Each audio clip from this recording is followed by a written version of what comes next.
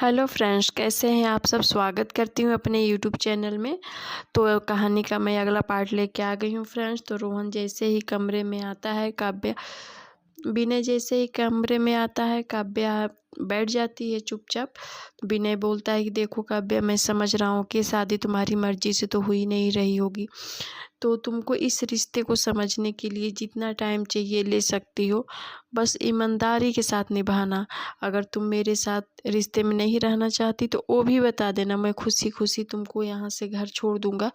बस तुम कोई मजबूरी समझ के मत निभाना, ईमानदारी के साथ निभाना। और गोलू को मानता हूँ कि गोलू को तुमको अपनाने में टाइम लगेगा, तो उसके लिए जितना टाइम चाहिए तुम ले सकती हो। ऐसा सुन के काव्या बोलती है, ये आप कैसी बात कर रहे हैं, गोलू को अपनाने में मुझे कोई टाइम नहीं लगेगा। गोलू मेरा, ये समझ लीजिए कि अपना ही बच्चा है, बस मैं उसको अपने तन से पैदा नहीं की हूँ। माँ या बाप दोनों में से किसी एक को बिछड़ जाने का दुख क्या होता है, इसको मैं बहुत अच्छे से समझ रही हूँ। गोलू मेरा अपना ही बच्चा है। ऐसी बातें काव्या का सुन के विनय बहुत खुश हो जाता है और काव्या बोलती है कि मैं आपको भी इतने ही टाइम में समझ गई कि आप बहुत अच्छे इंसान हैं, इसलिए मैं आपको पूरे दिल से अपना रही हूँ।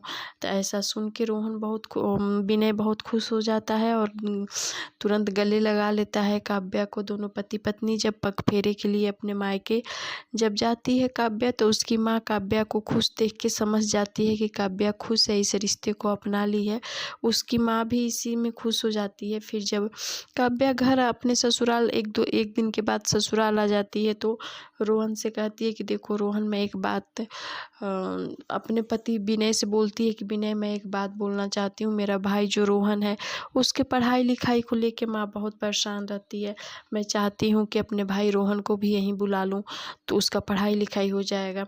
विनय बोलता है कि इसमें इतना परेशान होने वाली क्या बात है, तुम रोहन को भी बुला लो, अपने माँ को भी बुला लो, तुमको भी यहाँ पे कंपनी मिल जाएगा, गोलू को भी एक भाई मिल जाएगा रोहन, तो अच्छे से गोलू भी खेलेगा और रहेगा। इतना सुनते ही काव्या बहुत खुश हो जाती है, अपने माँ को और इधर अपने भाई को अपने पास में बुला लेती है। उसकी माँ भी बहुत खुश हो जाती है। और इधर इसकी काव्या की मामी दूसरे ही चक्कर में रहती है। वो सोचती है कि अच्छा हुआ काव्या का शादी हो गई बिना दान दहेज का, अब रोहन का एक सस्ते से स्कूल में एडमिशन करा दूंगी और रोहन और उसकी माँ से घर का काम कराऊंगी।